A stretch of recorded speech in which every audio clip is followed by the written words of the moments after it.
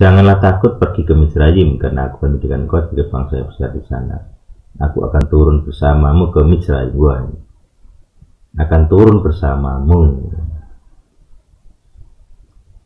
Ini nanti ini ya, berhubungan dengan namanya Hayah, selalu ada, selalu bersama itu.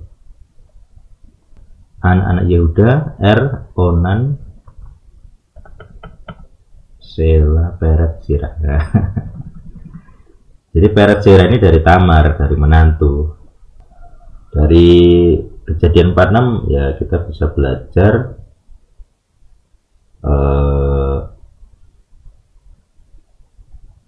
janji ini ya, janji Tuhan sendiri kepada Yakub dari awal pasal, tapi juga itu pengulangan dari pasal sebelumnya, dari leluhur sebelumnya. Jadi Abraham, Ishak, Yakub itu memang punya spesial gitu ya, di orang yang spesial di mata Tuhan, dan ada perjanjian 3 tingkat gitu ya, 3 generasi. Jadi langsung bicara, jadi Tuhan itu bicara langsung ke orangnya. Jadi sangat sedikit orang yang punya hak seperti itu, bicara langsung dengan Tuhan serta ada perjanjian gitu ya dengan Tuhan. Makanya itu orang-orang terpilih gitu ya. Dan ya itu luar biasa ya. Kita bisa bertanya pada masa sekarang, apakah Tuhan akan punya relasi seperti itu? Wah, alangkah indahnya ya jika ada orang yang punya perjanjian personal pribadi dengan Tuhan sendiri, bisa bicara, bisa negosiasi gitu ya. Punya hak suara gitu di hadapan Tuhan itu. Tapi menurut saya ya pengalaman personal orang dengan Tuhan ya harus ada ya. Kita tahu ada ayatnya gitu, tapi kalau nggak ada pengalaman pribadi ya iman tuh rasanya hambar. Jadi saya lebih senang orang-orang tuh punya pengalaman pribadi dengan Tuhan, terus diuji dengan tes power. Ini yang bicara dengan saya ini Tuhan asli atau Tuhan KW gitu. Jangan-jangan Tuhan KW gitu.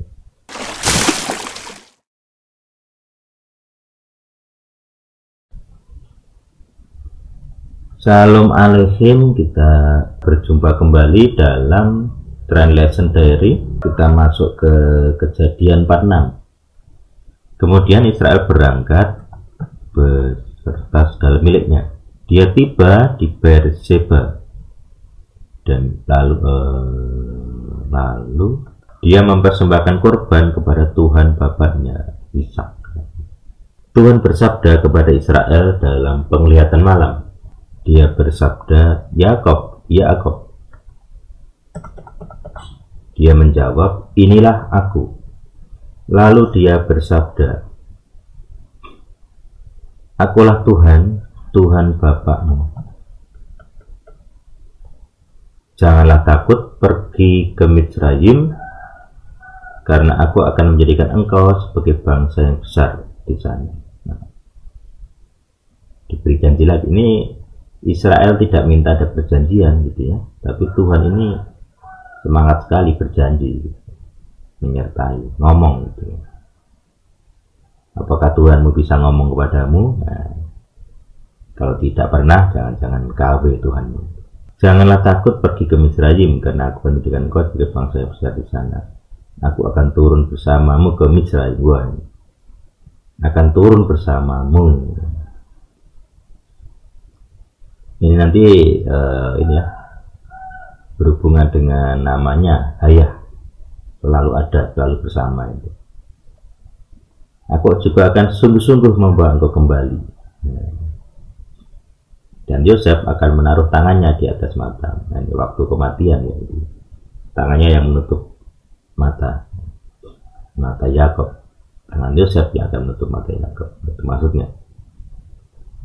Jadi Tuhan ini berjanji kepada Yakub bahwa dia akan melihat Yosef sampai matinya itu bersama Yosef.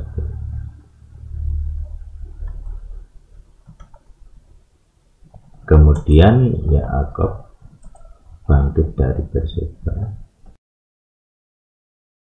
Anak-anak Israel membawa Yakub bapak mereka dan anak-anak mereka, istri-istri mereka, ada 12 orang ya, sebenarnya banyak juga, dengan kereta-kereta yang telah Faro kirim untuk membawanya. Mereka membawa ternak-ternak mereka dan harta benda mereka yang telah mereka kumpulkan di tanah Kanaan. Lalu mereka tiba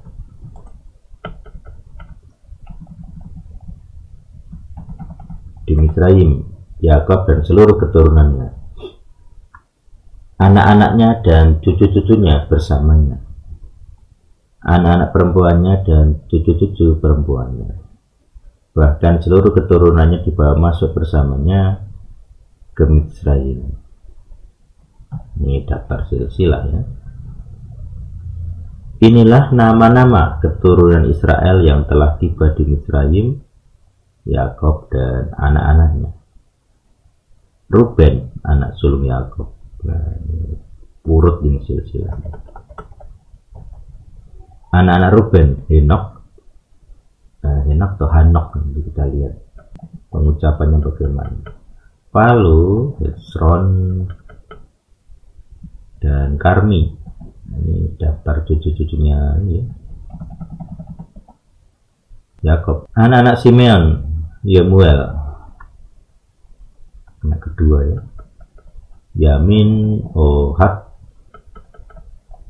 Yakin, Suhar, dan Saul, anak seorang wanita Kanaan. Istrinya ada berapa tidak tahu, belum cek.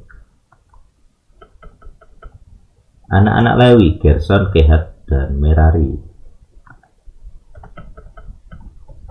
Anak-anak Yehuda, Onan, Sela, Peret, Sirah. Jadi Peret Sirah ini dari Tamar, dari menantu. Jadi ya incest ya, atau apa istilahnya ya. Tapi karena anak kandung Yehuda ya jadi dimasukkan anak-anak Yehuda gitu, Peret dan Sirah. Sela kita tidak tahu ini. Jadi ya 3 orang ini kehilangan apa istilahnya, silsilahnya hilang. Onan, Sela ini nggak jelas, sudah nggak diceritakan lagi. Karena ya nanti diceritakan ya keturunan Peret dan Sirah ini, terutama Peret ya. Karena nanti melahirkan Mesias ya. Tetapi dan Onan telah meninggal di Kanaan. Nah, ini yang ditulis anak-anak Peret saja, anak Sirah pun tidak ada. Onan, Sela udah hilang. Anak-anak Peret, Hezron dan Hamul. Anak-anak Isakar, Tola, Pua, Yob, Simron. Yob ini kayak ini ya, Ayub, mungkin V atau B ini kita cek. Yobnya harusnya B sih. Anak-anak Zebulun, Seret, Elon, Zebulun kita cek. Seret, Elon, Yahlil. Nah, karena sudah disebut jadi itu. Itulah keturunan Leah yang telah dia lahirkan bagi Yakub di Padan Aram. Juga Dina anak perempuannya. Semua keturunan laki-lakinya dan keturunan perempuannya berjumlah 33 jiwa. Dari Leah ya. Anak-anak Gad, Sifion, P harusnya ya. Sifion, Hagi, Suni, Esbon, Eri, Arodi, Areli.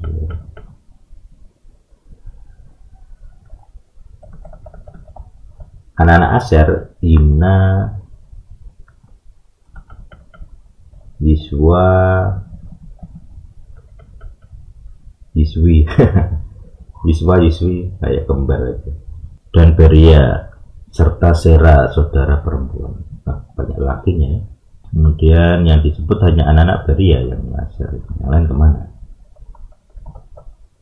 Anak-anak Beria, Heber dan Malkiel. Inilah keturunan Silpa yang telah Laban berikan kepada Lea. Jadi gundik ya, atau dayang. Dan dia melahirkan 16 jiwa ini bagi Yakub, luar biasa.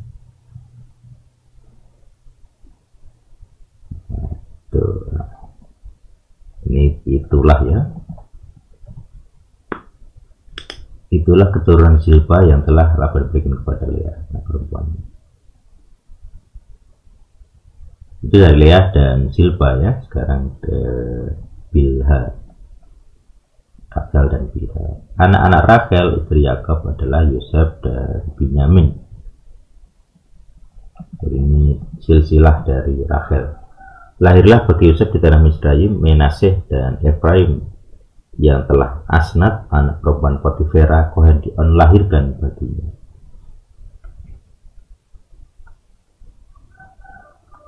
Terus Binyamin juga punya anak. Anak-anak Binyamin Bela, Beker, Asbel, Gera, Naaman, pada nama Naaman ya. Ehi, Ros, Mupim, Hupim, Aret. Dengan anak Binyamin. Nah, itulah keturunan Rachel. Yang telah lahir bagi Yakob seluruhnya ada 14 jiwa. Anak Dan cuma satu hasil. Anak Dan Husim, cukup kecil berarti ya.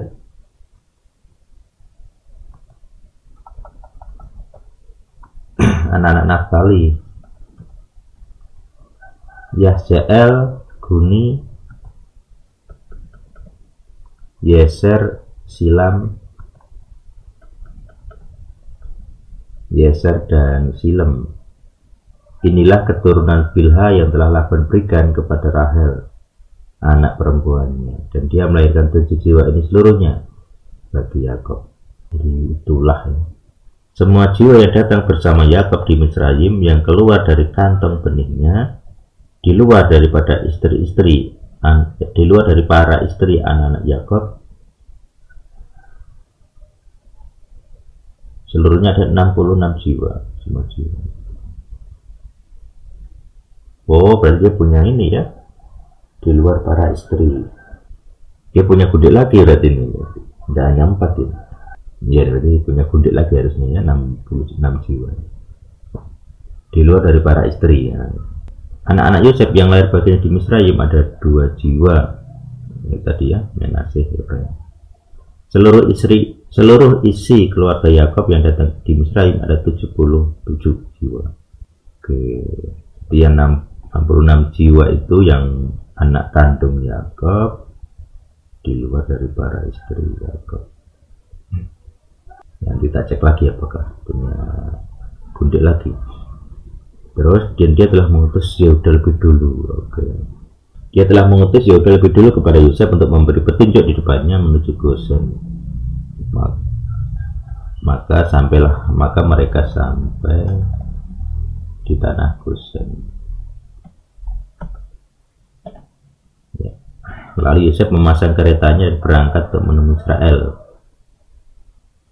bapaknya, di Gosen. Ketika terlihat olehnya, maka ia merangkul lehernya dan lama dia menangis pada lehernya.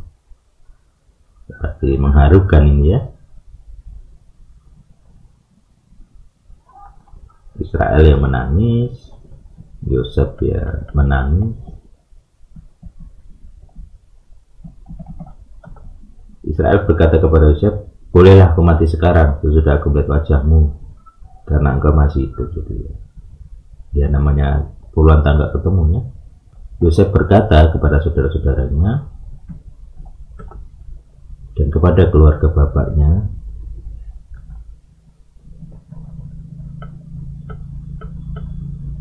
aku mau menghadap dan menceritakan kepada Faro serta berkata kepadanya, saudara-saudaraku dan keluarga bapakku yang ada di tanah Kanaan telah datang kepadaku. Dan orang-orang itulah yang mengembalakan kawanan domba karena mereka adalah para peternak dan mereka membawa kawanan domba mereka. Mereka membawa kawanan domba mereka dan kawanan lembu mereka dan serta segala yang ada pada mereka.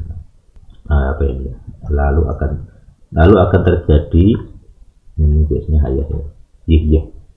Ketika para memanggil kepadamu dan dia memanggil kepadamu dan dia berkata, apakah pekerjaanmu? Maka kamu harus menjawab, hamba-hambamu adalah para peternak dari masa muda kami sampai sekarang. Baik kami maupun leluhur kami, dengan demikian kamu dapat menetap di tanah Gosen, karena semua yang mengembalakan kawanan domba adalah kebencian bagi orang Israel. Menarik ini ya. Jadi kenapa mungkin dianggap kasta rendah atau bagaimana? Jadi tradisi Mesir nampaknya punya kebencian kepada bangsa Pemeden ya, bangsa pengembara. Nah, orang Ibrani dianggap pengembara gitu ya, peternak gitu.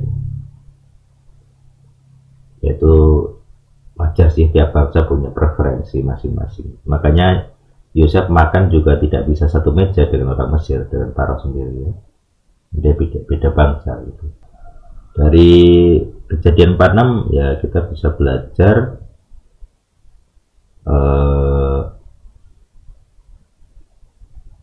janji Tuhan sendiri kepada Yakub dari awal pasal, tapi juga itu pengulangan dari pasal sebelumnya, dari leluhur sebelumnya. Jadi Abraham, Ishak, Yakub itu memang punya spesial gitu ya, di orang yang spesial di mata Tuhan, dan ada perjanjian 3 tingkat gitu ya, 3 generasi. Jadi langsung bicara, jadi Tuhan itu bicara langsung ke orangnya. Jadi sangat sedikit orang yang punya hak seperti itu bicara langsung dengan Tuhan, serta ada perjanjian gitu ya dengan Tuhan. Makanya itu orang-orang terpilih gitu ya. Dan ya itu luar biasa ya. Kita bisa bertanya pada masa sekarang, apakah Tuhan akan punya relasi seperti itu? Wah, alangkah indahnya ya jika ada orang yang punya perjanjian personal pribadi dengan Tuhan sendiri, bisa bicara, bisa negosiasi gitu ya. Punya hak suara gitu di hadapan Tuhan itu bagus. Tapi menurut saya ya pengalaman personal orang dengan Tuhan ya harus ada ya. Kita tahu ada ayatnya gitu, tapi kalau kalau nggak ada pengalaman pribadi ya iman tuh rasanya hambar gitu. Jadi saya lebih senang orang-orang tuh punya pengalaman pribadi dengan Tuhan, terus diuji dengan tes power. Ini yang bicara dengan saya ini Tuhan asli atau Tuhan KW gitu. Jangan-jangan Tuhan KW gitu. Nah demikianlah, silakan merenung.